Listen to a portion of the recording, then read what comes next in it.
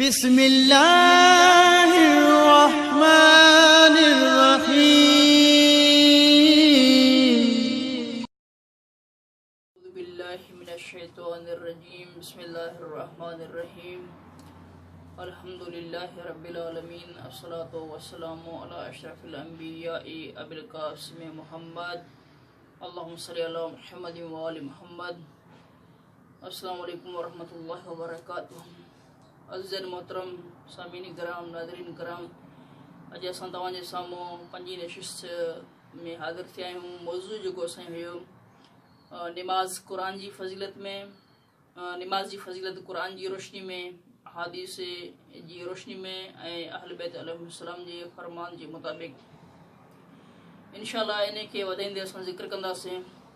अॼु असां ज़िक्र कंदासीं अहमियत निमाज़ ते हिकु हैरत अंगेज़ वाक़िया।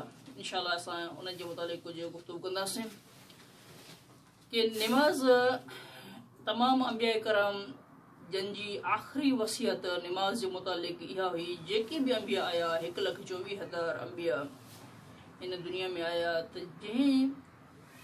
जेके बि अंबिया हुया उन्हनि जा आख़िरी जेके जुमिला हुया इहे हुया त माना निमाज़ खे क़ाइमु कयो ऐं निमाज़ खे वक़्त ते पाबंदी सां अदा कयो।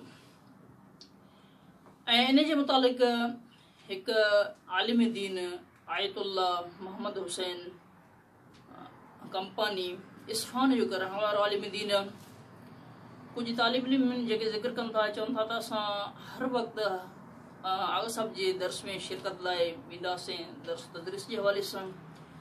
हिकु मरतबा जेॾी महिल असां उते आगा केवल साहब जे माना कमरे में असां दाख़िल थियासीं, दाख़िल थियण खां बाद में असां इहो महसूसु कयोसीं, असां इहे दहशत ज़दा सभु जा सभु रहिजी वियासीं जो जीअं असां कमरे में दाख़िल थियासीं त दर ऐं दीवार मंझां बि ज़िक्र इलाही जेको उहो बार बार अची रहियो हुयो।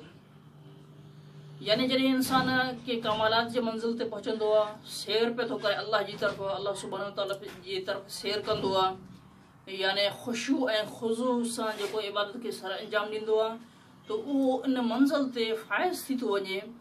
त उन मंज़िल ते उहो शख़्स पहुची वेंदो आहे जेके उनखे डायरेक्ट ख़ुदावंद आलम जी तरफ़ां माना हिकु हिकमत इन लफ़्ज़ में ॿी चऊं त अल्लाह जी तरफ़ां हर नेमत उनखे मौसूल थी वेंदो आहे जो उहो उन जी तरफ़ सैर कंदो आहे। जेको उहो तालिब इल्म चवंदा जेॾी महिल असां कमरे में दाख़िल थियासीं, असां बाक़ाइदगी इहो महसूसु कयोसीं त दर ऐं दीवार मंझां बाक़ाइदी ज़िक्र इलाही जो विर्त असां जीअं ॿुधोसीं त असां दहशत सभु जे सभु थी वियासीं। माना हिकु ई आलिम दीन जो वाक़ियो इमाम रज़ा अलैहिस्सलाम जे हरम में मशहूर आहे आयतुल्लाह मोहम्मद हुसैन अल गदीरी जे नाले सां। उहो आलिम दीन आहे, उहो वेंदो हो ऐं सीरत अली इब्न अबी तालिब अलैहिस्सलाम जे सीरत अमल कंदे ऐं मामून जेॾी महिल हुन खां पुछियो त आग साहब माना उनजो शेवो इन जो पेशो इहो हूंदो त हर राति हू 1000 रकात निमाज़ उते अदा कंदो हो इमाम रज़ा अलैहिस्सलाम जे हरम में। मामून ताजुब में हुन खां पुछियो त चई आगा साहब छा तव्हां एतिरे क़दुरु जेको निमाज़ खे अंजाम ॾियो था, आया तव्हां थकिजो कोन था? आयतुल्लाह साहब जा अजीब जुमिला आहिनि ऐं उहे चवनि था त जॾहिं मच्छी पाणी में तरण में नथी थकिजे त आउं निमाज़ में कीअं थकिजी सघां थो, यानी उनजा इहे जुमिला आहिनि। ऐं इन निमाज़ जे मुतालिक़ इमाम जाफ़र सादिक़ अलैहिस्सलाम फरमाइनि था किताब वसाइल शिया जिल्द नंबर 4 ऐं सफ़ा नंबर 124 में इमाम अलैहिस्सलाम सही सनद सां इमाम अलैहिस्सलाम हिन रवायत खे ज़िक्र कनि था वमन काम सल्लाहा फी अव्वल वक़्तिहा, ऐं जेको शख़्स निमाज़ खे क़ाइमु कंदो आहे अव्वल वक़्त में, व अक़ाम हुदूदहा ऐं निमाज़ जे हुदूद जी मुहफ़िज़त कंदो आहे त रफ़ अल मलको इल समाए बैज़ा नक़ियतन वहिय तहतिफ़ु बिही, के अल्लाह सुब्हानहू तआला जा फ़रिश्ता जेके आहिनि, अल्लाह सुब्हानहू तआला जा फ़रिश्ता उन जी निमाज़ खे सफ़ेद ऐं पाकीज़ा कपिड़े में खणी आसमान जी तरफ़ खयूं था वञनि।